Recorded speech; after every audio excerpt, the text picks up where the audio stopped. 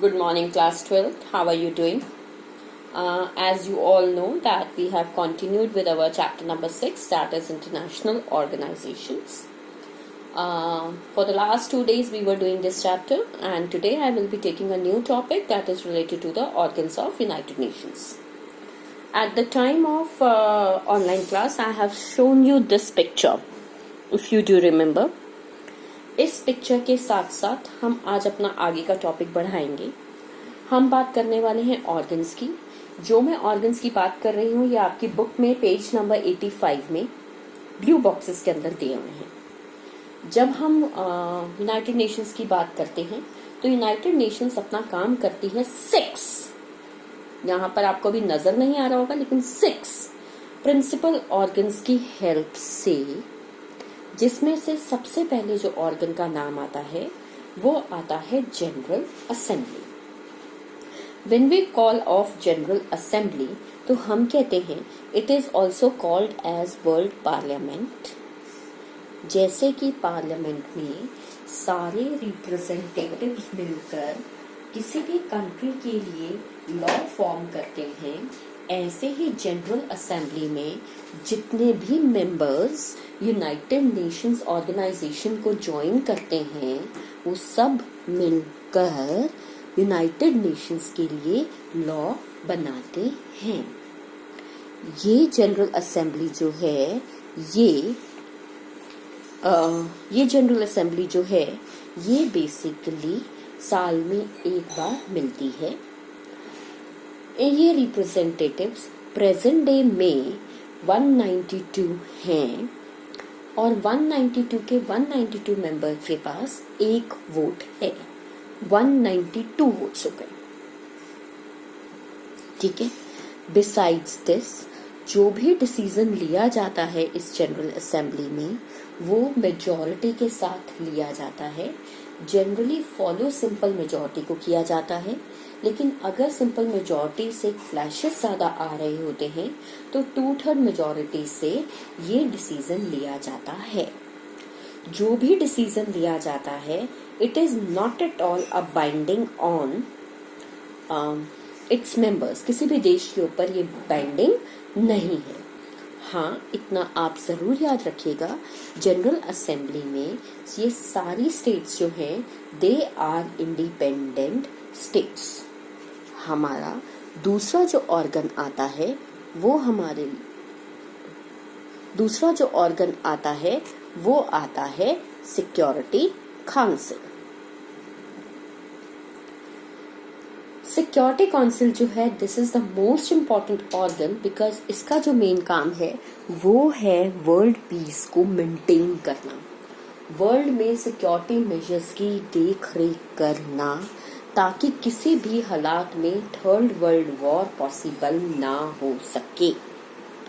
ऐसे ही situation level पर हम कहते हैं सिक्योरिटी मेंबर्स जो हैं या सिक्योरिटी काउंसिल के जो मेंबर्स हैं दे आर 15 इन नंबर. ये आप अपनी जूनियर क्लासेस में कर चुके हो. जो 10 मेंबर्स हैं वो परमानेंट मेंबर्स कहलाए जाते हैं. जो 10 मेंबर्स हैं वो नॉन परमानेंट मेंबर्स कहलाए जाते हैं. जो 5 मेंबर्स हैं वो परमानेंट मेंबर्स कहलाए जाते हैं. जब हम परमानेंट मेंबर्स की बात करते हैं तो हम ये कहते हैं जनरली ये जो परमानेंट मेंबर्स हैं नॉन परमानेंट मेंबर्स हैं they are elected by the members of general assembly. यानी कि जनरल असेंबली का पहला काम हो गया कि वो पूरे विश्व के लिए कॉमन लॉ बनाती है, पूरे देशों के लिए कॉमन लॉ बनाती है. नंबर 2 आ गया कि वो रोल प्ले करती है इन electing the non permanent members, that is 10 non permanent members for the period of 2 years. ठीक है. जो इसके 5 परमानेंट मेंबर्स हैं ये हम पहले से ही जानते हैं. इसके 5 परमानेंट मेंबर्स हैं यूनाइटेड स्टेट्स, अब रशिया, पहले यूएसएसआर नाम था, अब हम रशिया कहते हैं, Russia, United kingdom, France and China. ठीक है. I repeat, USSR, USA, France, Russia and China. ये स्टेट्स जो हैं ये सेकेंड वर्ल्ड वॉर के बाद ही इलेक्ट की गई थी, इन्हें परमानेंट सीट दी गई थी। ये माना गया था these are the most powerful countries after the end of Second World War, and they are called as the victors in the war.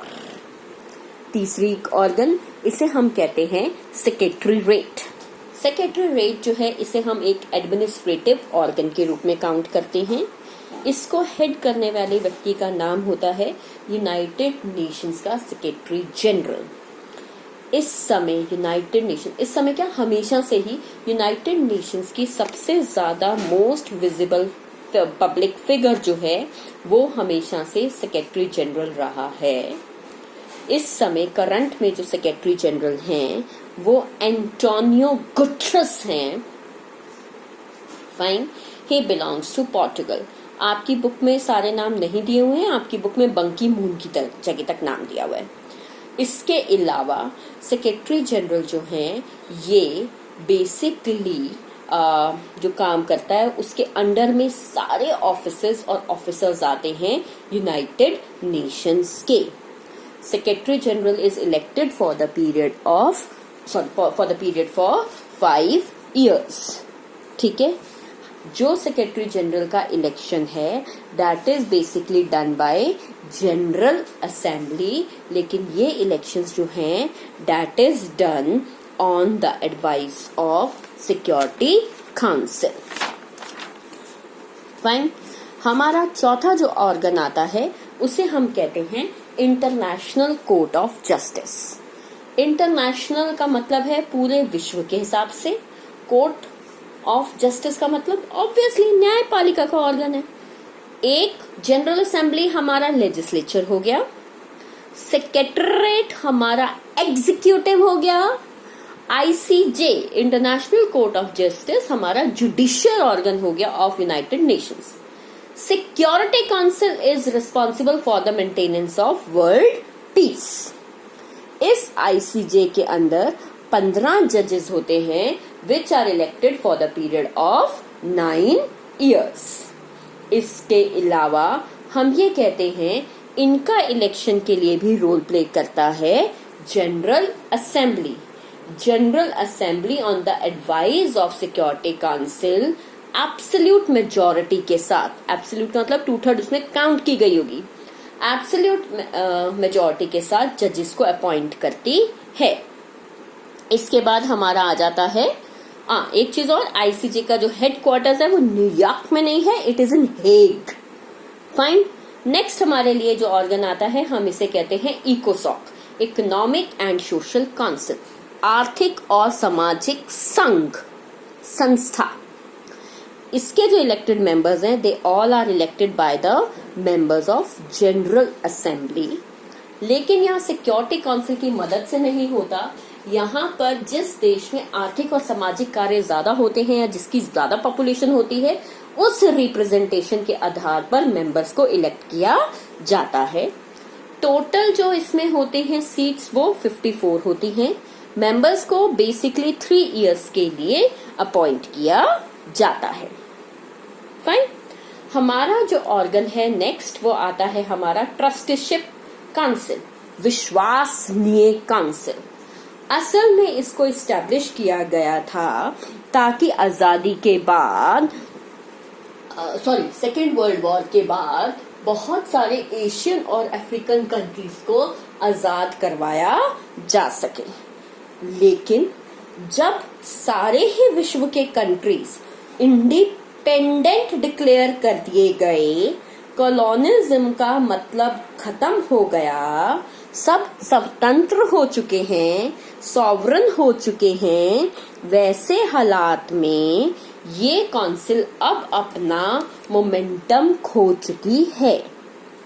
इसे 1 नवंबर 1994 को सस्पेंड कर दिया गया है, स्थगित कर दिया गया है।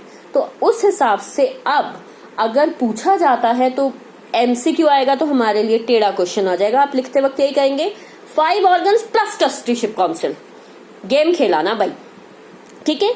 हाँ, लास्ट कंट्री जो कि ट्रस्ट टेरिटरी के अंदर यूनाइटेड नेशन के अंदर आया, जिसे आजादी दी गई, उसका नाम है पालो।